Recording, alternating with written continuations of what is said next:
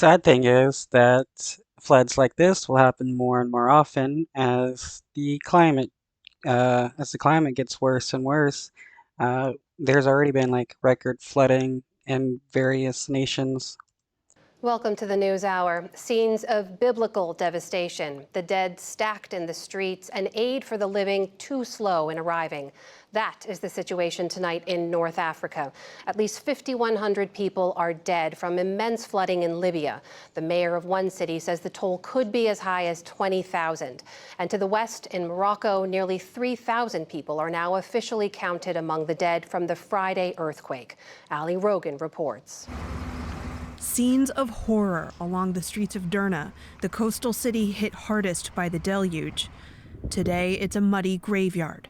Rescuers say there are bodies everywhere. In the mangled, upturned cars, beneath the ruins of apartment buildings, and floating offshore in the Mediterranean.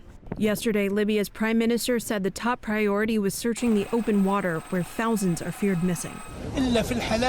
We need specific assistance, especially in retrieving bodies from the sea. The Libyan Navy, divers, and frogmen are putting all their efforts into retrieving these bodies. The devastation began Sunday with torrential rain brought on by Mediterranean storm Daniel. But the worst hit Derna when two dams in the nearby valleys collapsed, sending a torrent of water directly through the city's center. Satellite images show its sheer force as it washed away entire neighborhoods in its path. Some survivors described a wall of water reaching heights of 25 feet. I live on the top floor of this building. I opened the window and saw the storm attacking us. Cars were thrown around and families started running. The water reached the second floor. Some medical facilities are There's not much you can really do once a dam breaks. All that water it's going to act like basically a tsunami. barely intact. Rows of corpses lay in the streets as overwhelmed hospitals began the agonizing process of identifying the dead. We counted them as they were lying in the hallways. Whoever's identified by family or friends is then buried. There are some who have not been identified, so we started photographing them and assigning numbers to them, then burying them as well. Things are very bad.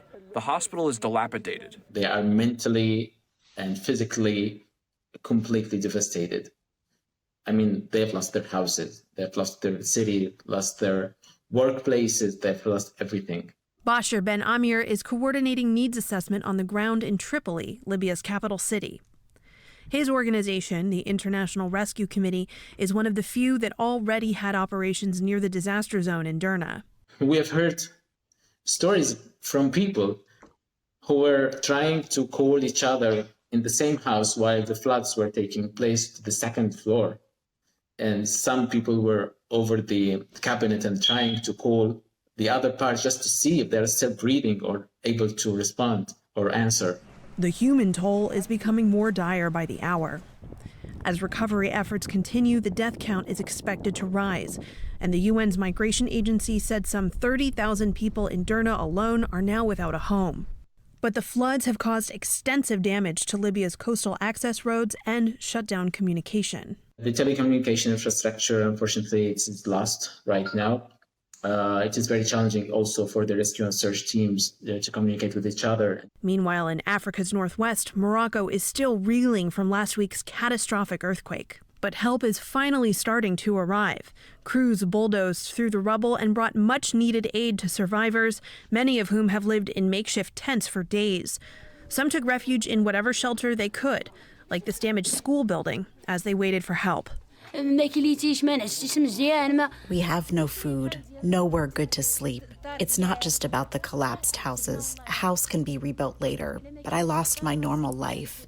Everything from our life is gone.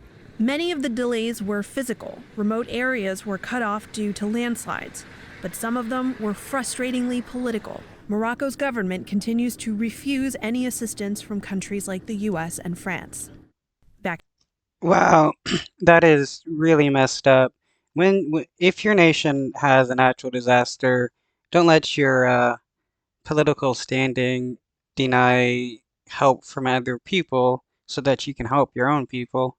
Back in Libya, aid has poured in from neighboring Egypt, Algeria, and Tunisia, as well as Turkey, Italy, and the United Arab Emirates. Amir says he hopes the joint international effort will get people what they need when they need it. Before this disaster, already there has been 800,000 people who are identified as in need for humanitarian assistance. And now following this tragedy, I'm afraid that this number will increase very quickly in a very short time.